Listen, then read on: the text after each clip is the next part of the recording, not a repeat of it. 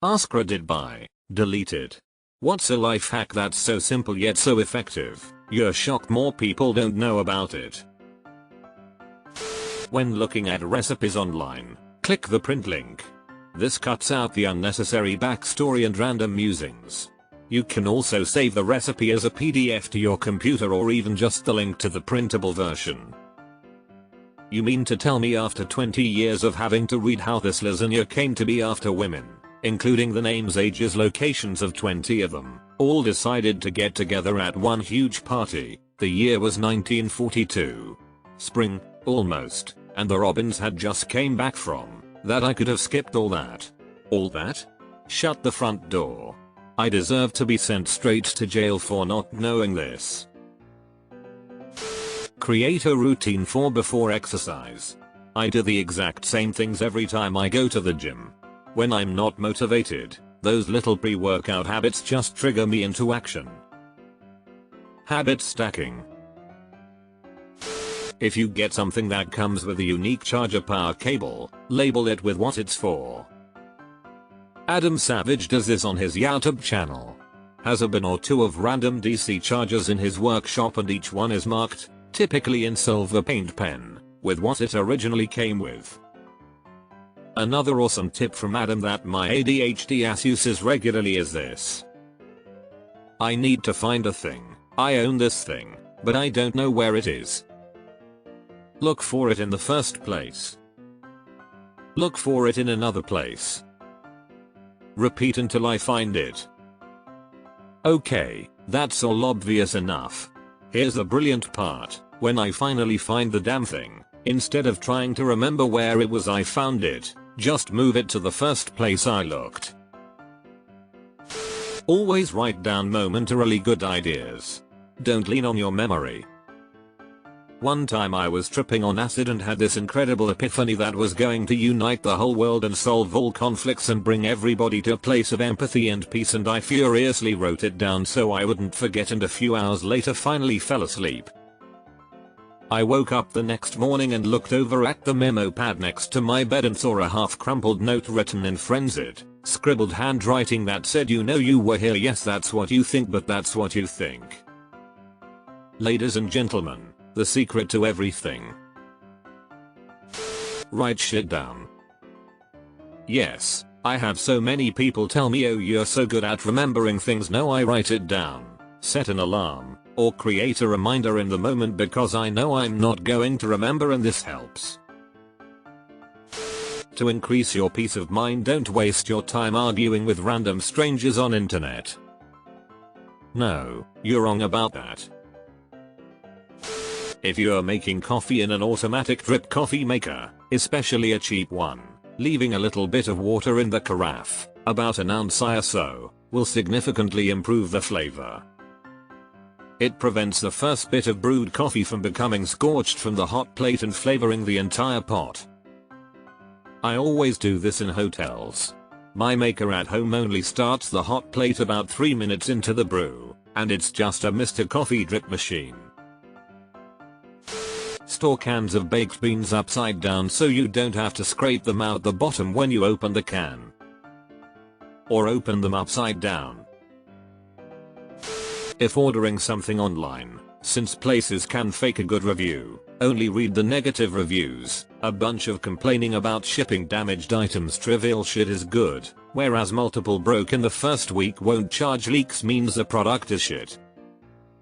Yup, I read the first few top reviews, then head over to the 2-star reviews to get a more realistic perspective. From working technical support for longer than I dare think about, most angry customers just want to be heard.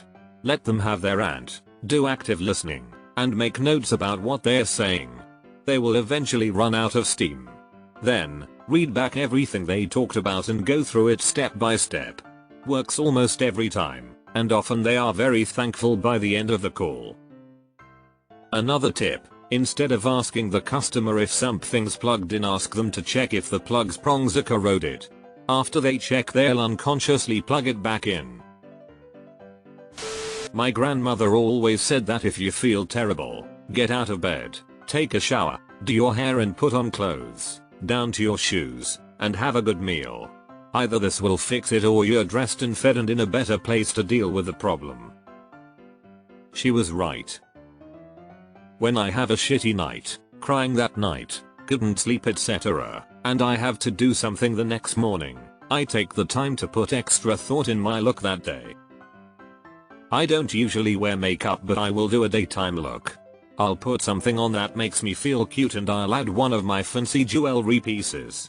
Taking care to do things that make me feel good about my appearance tends to help me get through the day a bit better after a rough night. Hack 1. When you paint a room and remove the light switch plate, on the inside of the plate write down the color of the paint you used and the brand. Great for when you need to repaint a spot a couple of years later. Hack 2. After you wash and dry a set of sheets, put the top sheet, bottom sheet and pillowcase all inside of one of the pillowcases. Then you have the whole set together in one neat little package and don't have to look for matching sheets and pillowcases. While you have the switch cover off, write down the circuit breaker number. If you're putting together furniture, leave all the screws a little loose. Finish the whole thing. Place it where it's going to be. Wiggle it so it settles into place. Then tighten all the bolts. No wobble.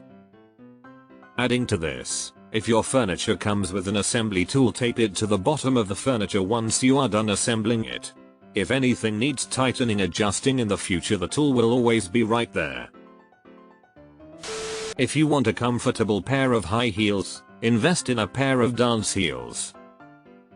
Lots of beautiful designs and colors, designed to be flexible and comfortable. Worth every penny. Just make sure they're not felt soled if you plan on wearing them outdoors. A good quality pair from a company like Repetto are worth getting rubber soled if they aren't already. Your feet will thank you. Eater, so glad some of you found this helpful. My mother has permanent foot deformation from wearing heels daily since 1977, and my discovery of wearing dance heels was born out of my desire to look elegant but avoid pain and disfigurement. This is especially good advice for brides looking for wedding shoes. Future you always do things throughout the day that will benefit future you. Future me hates current me at all times. I am extremely organized except where my keys were concerned. I lost them several times a week. Then I saw the comedian John Richardson saying that people with keys are putters or leavers. I was a leaver, leaving my keys lying around, so I decided to be a putter. As soon as I get in, I put my keys straight into my bag. It seems so stupid, but it totally works and has saved me a lot of stress. My mantra is away, not down, especially good when I'm in my ADHD moments. Take the advice you find on the internet with a grain of salt. I'm skeptical of your advice. Going to bed at a consistent time to get enough sleep, really prioritizing it. It literally makes life so much better and easier. Health improvements in every aspect, both mental and physical. People live their lives chronically underslept and it causes all types of chaos in their lives. They think it's freedom to stay up late or go to bed whenever they want, usually covering up a cycle of revenge bedtime procrastination, but they are unbeknownst to themselves in an underslept zombie prison of their own making. I got no sleep last night BTW. Feel like crap. I have this vicious cycle of feeling exhausted all day. Then once I put the kids to bed and I leave it's around 8:30 PM and I'm wide awake. I'm literally exhausted all day. It drives me insane. Percentages are reversible. Working out 4% of 50 will give you the same result as 50% of 4. This is great, except I'll probably forget it whenever the time comes to have to do some quick math. Spend an hour finding something in your house. When you are done with it, put it in the first place you looked. Also, if you can't find something, start tidying up. You'll find it just as fast, but you won't be frustrated, and if you can't find it, at least the place will be tidy. Never gossip no matter how much you dislike a person.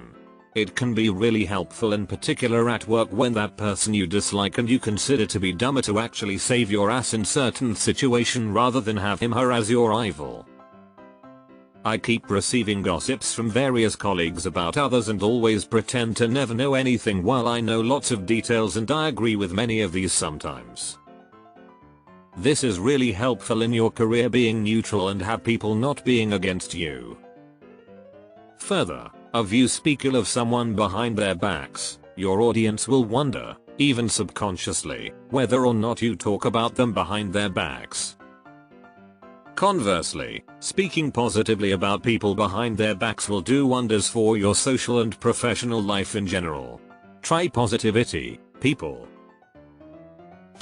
If you work at a PC all day, turn the night light on constantly. I have it set to turn on at 4 AM and off at 3 AM.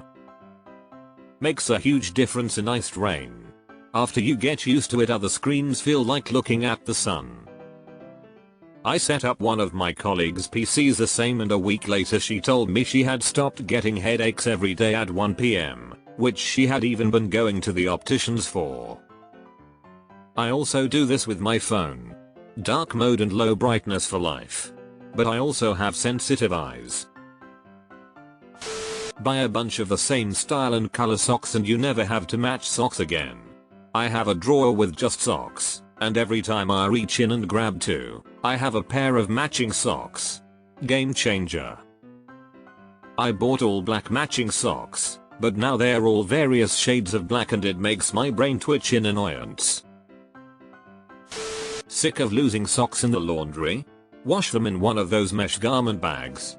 I never lose them, and it's so much easier to put them away when you're only sorting through them out of the bag than across the whole pile of shirts and whatever else out of the dryer. But what happens when the bag of socks goes missing? Then you have no socks. Casseroles provide far more servings with far less cost and effort of many other dishes. My husband's family never made casseroles, but they are the only thing I really knew how to cook when we got together. So I'd always make one and bring it to family events. Everyone thinks I spend hours upon hours in the kitchen making dishes, but really I basically just evenly mix the ingredients across a casserole dish and throw it in the oven. Really won my mother-in-law over when she wasn't sure about me at first, lol.